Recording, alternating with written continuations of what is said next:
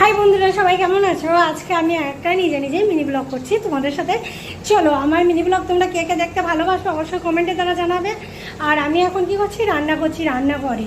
আর রান্না কি করছি আজকে চলো তোমাদের সাথে শেয়ার করি। তোমাদের সাথে সব কিছু শেয়ার করতে ভালো লাগে, তাই এটা না শেয়ার করলে হয়।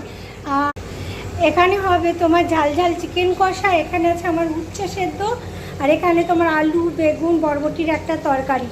আর প্রেশার কুকারে কেন দিয়েছি তরকারিটা সেটা তোমাদের সাথে বলছি। চলো, এখানে ভাত ফোটানো হয়ে গেছে, এখানে আমার পেঁপে সেদ্ধ হয়ে আছে। যাই হোক, প্রেশার কুকারে আলু বেগুনের তরকারি দিয়েছি। তোমরা তো কম বেশি সবাই জানো যে আমাদের এখন ভারতবর্ষে গ্যাসের ক্রাইসিস চলছে। আর 35 দিন না 39 দিনের মাথায় গ্যাস পাওয়া যাচ্ছে। ডবল সিলিন্ডার আছে, তবুও কিন্তু বাধ্যতামূলক একটা সিলিন্ডারে কাজ চালাতে হচ্ছে, যেহেতু সরকারের নিয়ম। আর সরকারের নিয়ম তো মানতে হবে।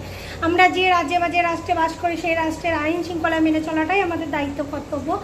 যাই হোক, এবার সেই জন্য আমি প্রেশার কুকারে আলুটা একটু সেদ্ধ করে নিয়েছি, তাতে তাড়াতাড়ি হবে, গ্যাসটা অল্প পড়বে। আর এইখানে তোমার পেঁপে সেদ্ধ উচ্ছে সেদ্ধ হচ্ছে আমার খাবার, কারণ আমি একটু রুগী মানুষ তো সেই জন্য। আর রুগী মানুষ বলেই আমার এইগুলো খেতেও ভালো লাগে।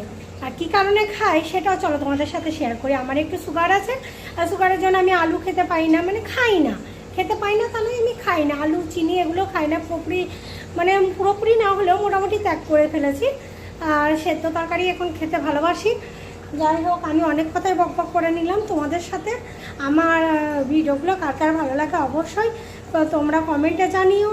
আর আমি বলবো আমার ভিডিওগুলোকে একটু লাইক কমেন্ট শেয়ার দিও।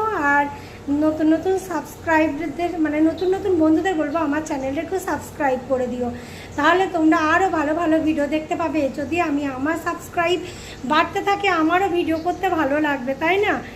আর আমার চ্যানেলটা খুবই ছোট, আসে ছোট চ্যানেলে যেটুকু পারি ভিডিও দেওয়ার চেষ্টা করি, ছোট বড় যাই হোক। ভালো থেকো সবাই, সুস্থ থেকো, আর আমার জন্যও দোয়া করো। সবাই ভালো থেকো। বাই বন্ধুরা, টাটা।